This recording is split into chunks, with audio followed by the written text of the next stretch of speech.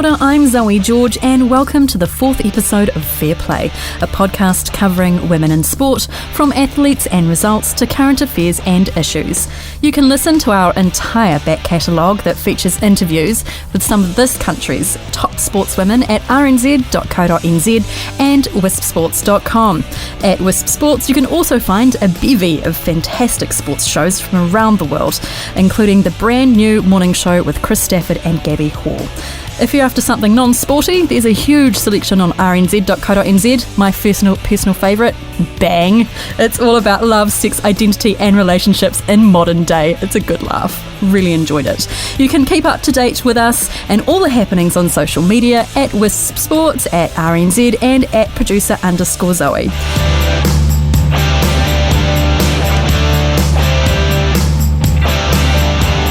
This month, former White Fern Maia Lewis steps up to the crease this summer to commentate cricket. Men's international cricket, that is. Then, dividing sport by gender, is it time this stopped? Leading academic Roslyn Kerr from Lincoln University on how to think about sport and the gender binary differently. We also have a few quick hits, including facilities at sports grounds, sexual assault and the #MeToo movement. But first, let's meet this month's guest co-host, sports psychologist Karen Nimmo. Kia ora, Karen. Hi, Zoe. Welcome back. It's been a little while since you've been on the podcast. You've been here, there and everywhere, haven't you? Fantastic. It's always a pleasure to be here. Yes, I have. It's always a pleasure to have you. I've been around and about. I've been to India for a month-long trip, which was absolutely fascinating. I'm a big fan of India, so that was fun. And obviously all the festive season and the great weather that Wellington's been having. Lots of beach time. Yeah, the beach has been amazing. You've been to India before, haven't you, with sports people? I have. I went for the IPL. I was working with a client over there, so that was quite a different experience. We were in 6-star plus hotels that time, but this time was a little bit more on the budget side. Not too bad though. But great fun and really interesting to be exposed to that IPL environment, because the riches and the temptations are really quite something. I can only imagine. And you were saying about the beaches, New Zealand, summertime. For those who aren't in New Zealand, the weather has been a little bit hit and miss, but those days that have been hot have been incredible. Unseasonal for Wellington. So we're not sleeping too well, but we can take that. No, well, I must admit it's perfect weather for cricket, and that's our first topic for today. I'm, as we all know, a huge cricket fan, and I support both the men's and women's teams.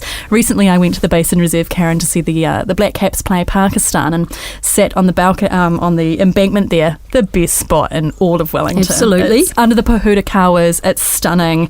What I wanted to talk about today was potty parity. Have you heard this saying before? Well, I have now. Perhaps not quite in that way of phrasing it, but yes. Yeah, so we're talking about toilet equality, something that really caught my attention when I was there and ended up having a big discussion with the women in line was how long the lines were for the women's toilets. And in some parts, I was waiting more than 20 minutes to use the facilities. In the end, I was like, ugh, I've had enough of this, and ended up going into the men's toilets and just going, sorry, gentlemen, I'm just going to stand here. I'm not going to look. I'm going to wait for one of the cubicles to come free. I'm going to go in and I'm going to leave. So there were men in there? There were men in the men's toilets, and there was no problems. I did get kind of a little bit of a speaking to from a security guard on the way out. But what I found interesting was that now we're talking about the northern end of the ground, if you know the Basin Reserve. And there are toilets all around the Basin Reserve, but there's still more men's toilets than women's, and the amount of space that there's dedicated to men's toilets than women's was a little bit shocking for me to actually see inside the men's toilets. Their space is probably about 4 or 5 times bigger than the women's toilets. They have more space dedicated to urinals. They've only got 2 cubicles, while women only have 3 in a really confined space. So, you know, there's definitely been a marked increase of women at cricket games, and this has been a bit of an issue. What are your thoughts on this? If women have to wait this long, what should we be doing about it?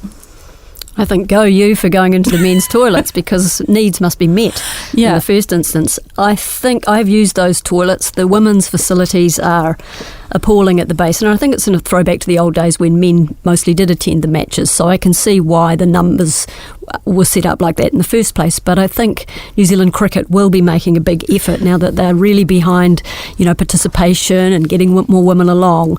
Those will be the kinds of things they want to address, because really it's not acceptable to have toilets that are that poor, no soap, really. I don't think I saw a hand basin in the men's loos. Well, the women's have, but they don't have soap. Well, I put this to both New Zealand cricket and to the Basin Reserve. And so the Basin Reserve team say that there's 2 male toilets at the north end of the ground plus urinals, 3 women's toilets at the south. There's 4 men's plus urinals, 3 women's toilets there. There's only 1 disabled toilet. Which I was like, I don't know how I feel about that. Family room and toilet are advanced stand. There's a few more, and they also have the toilet trucks. The number of women, according to New Zealand Cricket, has increased. It was hovering around that 40% mark the last 2 seasons when it comes to people buying tickets. So that 40% of the people who are going to these games are women. That's right. And when I spoke to them about it, I said, well, what are you doing about it? The Basin Reserve are currently looking at redesigning these facilities, and so I asked about gender-neutral toilets, and they are yet to consider it. But is this something that we should be doing? Is gender-neutral a possibility, or should we still be segregating in this kind of environment? I think we have to look at it in terms of inclusion. I mean, gender is a hot topic now, and we can't afford to just put that aside and say, here we have men's and women's and nothing in between, nothing to cater for all sorts of people. So perhaps a mix, and I'm sure that they'll be considering that. They're into diversity, and so I would be surprised if that was left off the agenda. Yeah, they are going to be redeveloping the northern and southern blocks with an increased number of toilets. They're going to be seeking feedback from, quote, key stakeholders, but they have no plans considered as yet for gender-neutral bathrooms. What I found really interesting when I talked to New Zealand Cricket was that, quote, NZC is anxious to provide a comfortable and enjoyable experience for all patrons. And I thought that use of that word anxious. Anxious. It's like we're just a little bit anxious to go to the toilet. Anyway, nice. So there you go. It's going to be an interesting topic. There have been cases in the States where at sports grounds they have converted women's toilets to men's toilets. And there has been massive uproar. That happened last year at, I think it was an ice hockey rink, and they thought that they'd get more male fans, so they converted one of the women's toilets into men's toilets. Interesting. Someone who's represented women on the international stage is former White Ferns captain Maia Lewis. She's taken up the spot behind the microphone this summer to commentate cricket. And not just any cricket, but men's international cricket. This has followed a global trend of seeing cricket-savvy women adding their voices to the commentary rosters. This season, Maia has been commentating the Black Caps versus Pakistan series, and there's a chance she'll be back in the booth for the English tour late February. She's also commentating domestic men's cricket and, of course, the White Ferns. I was able to catch her between sessions, and I started by asking her what it's like commentating the men's game. Oh, look, it's a bit of a dream of mine that I've had for a wee while. So, it's great. The guys have been really supportive. A steep learning curve. You sort of get thrown in a little bit, and you got to have your say, and you sort of learn the ropes as you go. But all the other fellow commentators, the guys have been supportive about having women in there, not just me, but Deb Hockley, and I know Katrina Keenan down in Christchurch has started doing a little bit as well. So a few females are getting into men's cricket, which is great. Has it been a challenge to get women into the commentary box for men's cricket?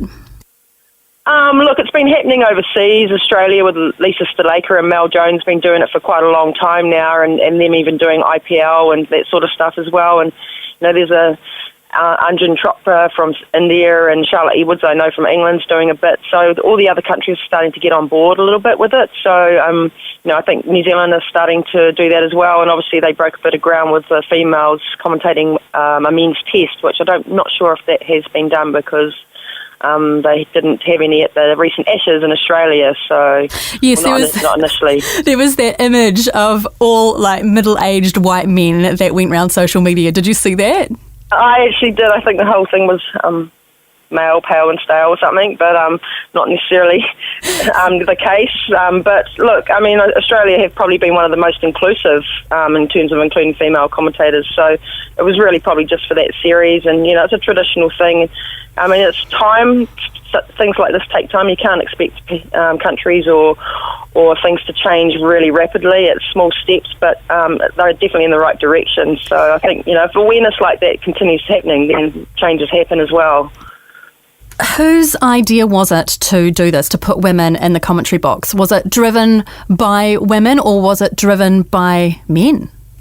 Look, that's an interesting question, probably for Sky themselves. But you know, I sort of indicated I was interested in seeing if I could give it a crack and do some, if there was an opening at all. And then I think, obviously, with the media that's been going around and about inclusion in general being lifted around New Zealand and New Zealand cricket with their sport as well, it sort of fits that bill too. So, you know, I think sort of Sky have got on board and have been a lot more open. So that's a great thing. And with Melody Robinson being there, who's a wonderful stalwart and a mentor of mine, you know, and now she's working for Sky, that helps things even further, I think.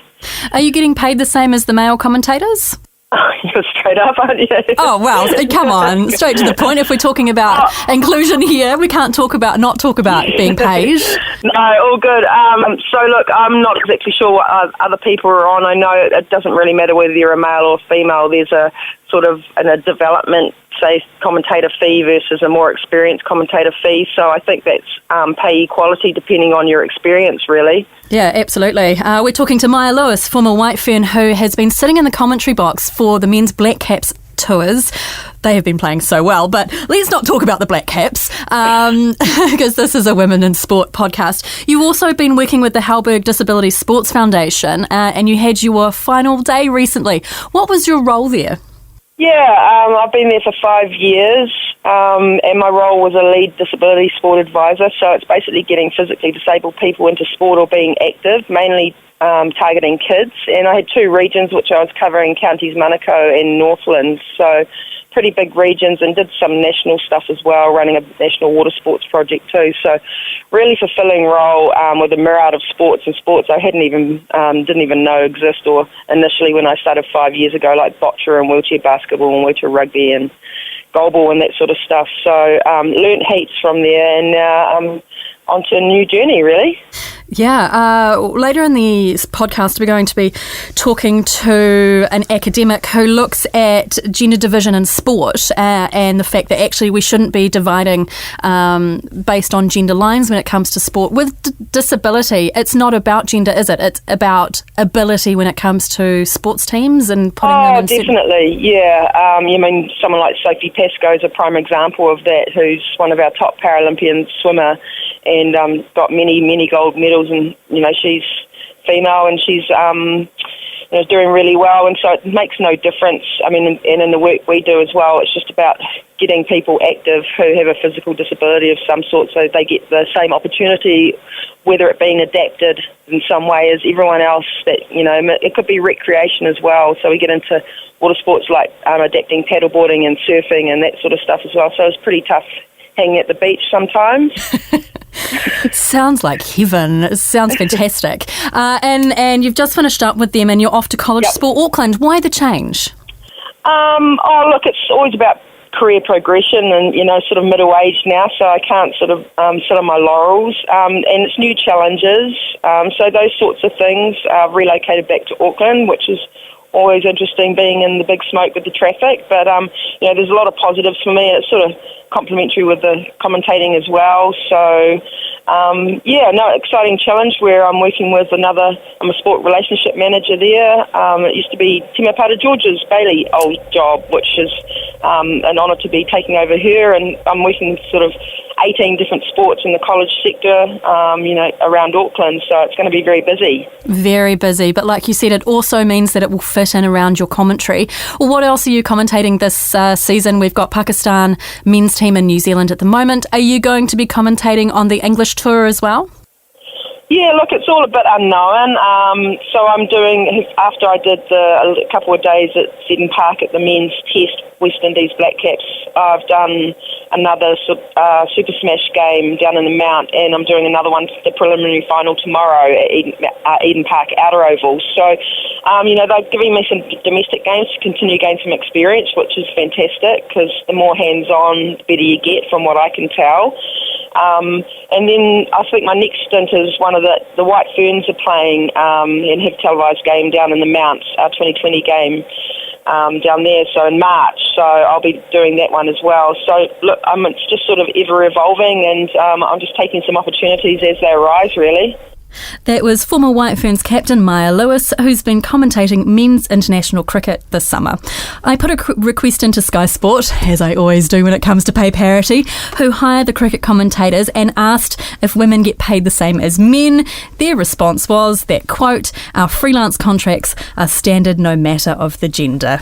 Speaking of gender, we are talking with Kiwi academic Dr. Roslyn Kerr. She's the head of Department of Tourism, Sport and Society at Lincoln University. She published an article late last year that says gender-based sports can be seen as a form of discrimination, which reinforces male superiority as the norm. So what does that mean for the future of sport, and should men and women compete on the same sports field? Kia ora, Roslyn. How did this idea come about? I suppose when I really started thinking about, that we actually have a classification of between men and women, and started thinking, well, what's that based on? And realised that a lot of the assumptions around why men are superior to women at sport are actually not necessarily linked to gender. And there's so much crossover in terms of men's and women's performance.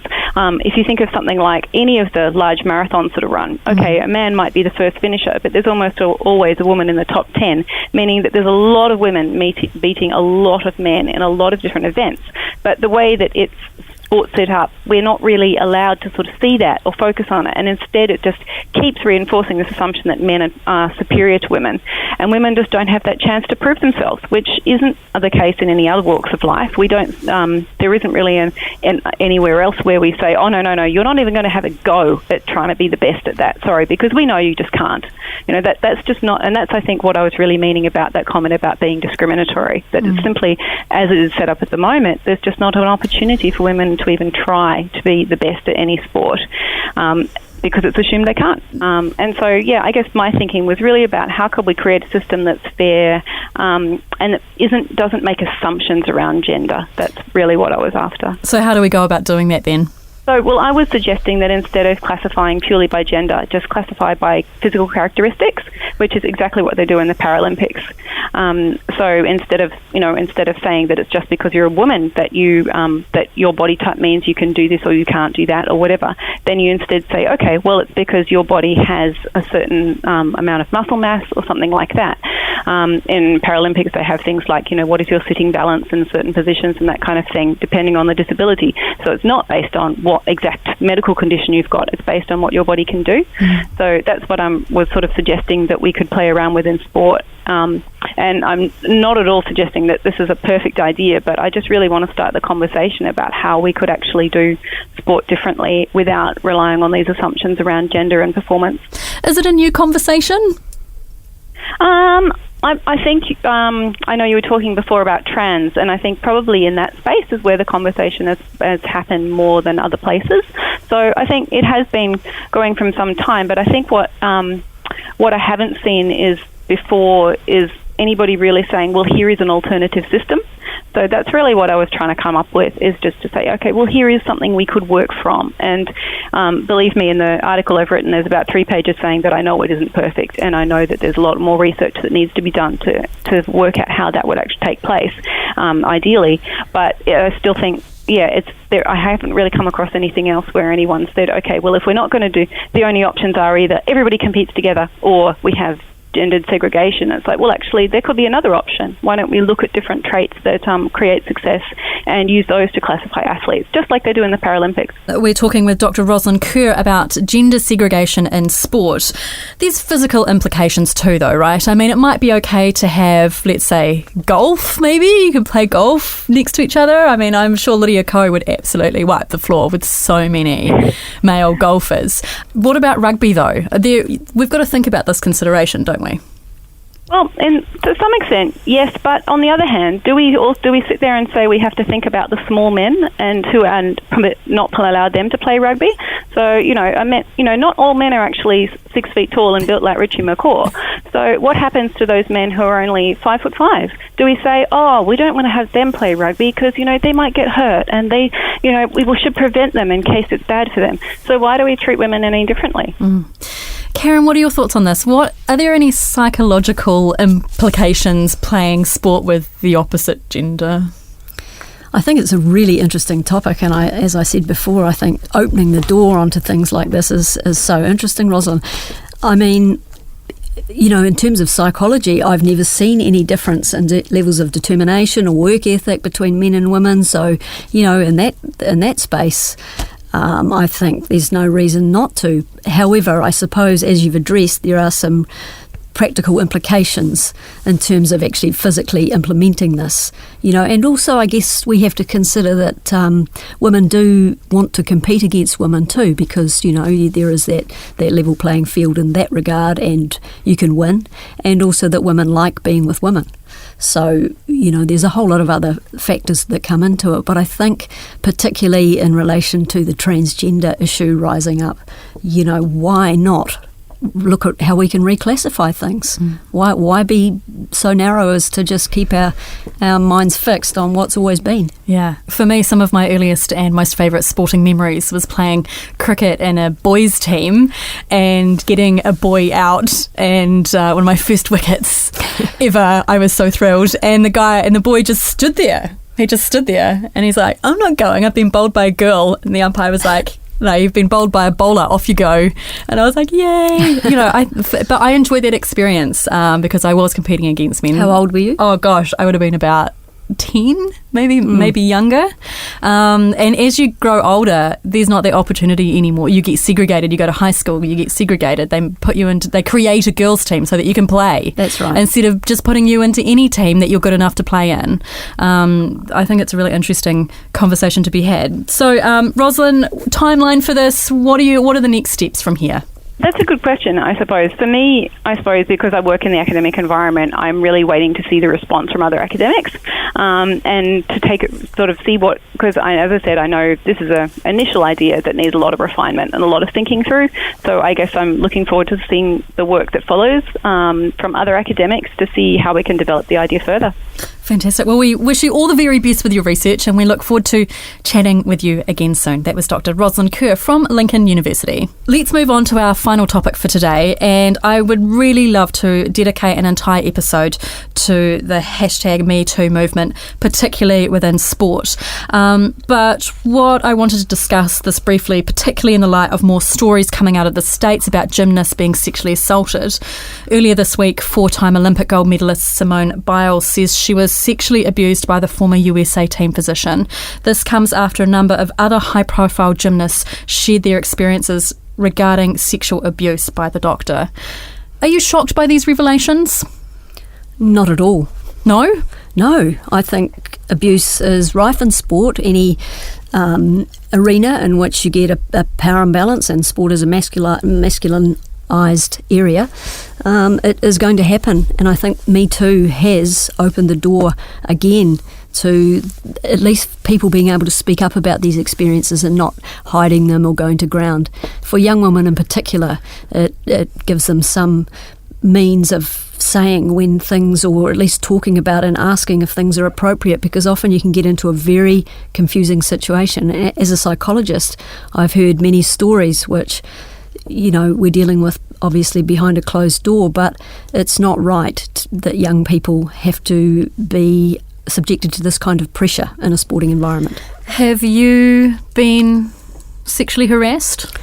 Have I? That's a good question. I used to be, way back in my distant past, a sports reporter, and I was covering a high-profile tennis event at one point, and I was in reception at a hotel when a renowned tennis coach came up behind me and put his hand up my skirt, which, at the time, in that era, you sort of didn't say too much other than, go away, yuck.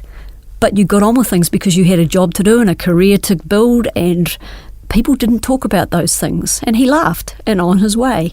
Interestingly, I told my boyfriend at the time about the story, and he was horrified. I forgot about it, but I married that boyfriend, and just the other day when we were talking about Me Too, he remembered that story. It came straight to the top of his mind. Wow. So it shows, doesn't it, that, men, good men, remember, and they don't want that sort of thing to happen to women either. As a woman in sports, you almost get used to, I know it sounds terrible, but you almost get used to the sexual harassment, don't you? And we shouldn't have to put up with it. The comments and the jibes and the hey babies and it happens. It happens. What can we do about it? You said about good men don't want it to happen, but what about the rest of us? What can we do, particularly in our sporting environment?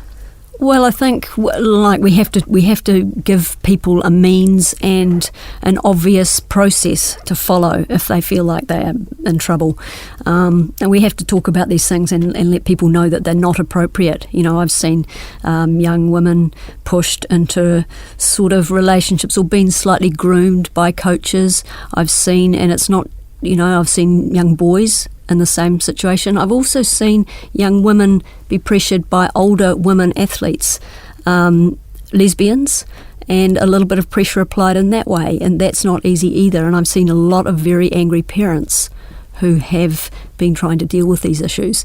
So I think, the women's side of things goes beyond the Me Too brief, but I think that sexual inappropriateness is not good in sport, and it is time that we put our hands up and gave people a way of speaking up. I was at the cricket recently, as we were talking earlier, and I was sitting in the Tui catch stand, this little area, and it was good fun on the embankment, surrounded by men, and I enjoy being in that environment. It's good fun. But whenever a woman who they deem to be attractive walk by, they would yell and holler at her and carry on, and in the end it really struck a chord with me, and in the end I was like, right, whenever you boys say anything like that, one of you has to take your shirt off and I'm going to holler at you. And they did it again, and I was like, all right then. So he started to take his shirt off and I was like, hey baby, how does that make you feel? Ooh. And it was fascinating. It was fascinating watching their response to that. And then they stopped. They didn't say anything to any other woman, derogatory terms after that. They were very polite and kind and nice. Look what you created, Zoe. My friends are sitting there going, oh my God, you're so embarrassing. It's the actress in you, and we love that. Let's move on. Let's not have that happening. And let's do what you did. Let's be loud and proud about when we see things that are not right. Absolutely. Well, I'd be absolutely fascinated to have you back to talk more in depth on this issue, because it's an ongoing issue. It's huge, and it's going to get bigger, isn't it? I think so. I think Me Too will have started a wave. Well, as we've seen, it started a wave. We've seen the gymnasts come out. I mean, that was a particularly bad case, but for every one of those, there's a whole lot more sort of hovering behind the scenes with people not being brave enough or too scared it will compromise their careers, that are not able to say things. So let's make that happen. And New Zealand's a small country, so if you have an athlete come out, they must be very scared to do something, speak up in an environment that's so small. I think so, and I think it's also easier when you're famous and established to speak out than if you're still in that fledgling stage of building your career, because, just like we saw in Hollywood, careers can be crippled by powerful men doing the wrong thing. Well, we will continue to discuss #MeToo. If you want to share your thoughts on this, you can. You can find us on social media at WiSP Sports or at RNZ or at producer_Zoe. Obviously, this is a topic that, like I said, is continuing on. And on that note, we finish Fair Play. Thank you to our guests Maia Lewis and Roslyn Kerr, and to my fantastic co-host Karen Nimmo. Always wonderful to have you. My pleasure, Zoe. Always fun. Behind the microphone. Thank you to RNZ and to executive producer Chris Stafford from WiSPSports.com. Follow us on social media. There's heaps to engage with, from sports podcasts around the world at WiSP Sports to the quirky, political and sassy on RNZ. We'll be back in February with the latest results, views and issues on Fair Play, including heaps of stuff about the White Ferns. Fantastic. Hope they'll do well. I'm Zoe George. Thanks again, and don't forget to play hard but play fair.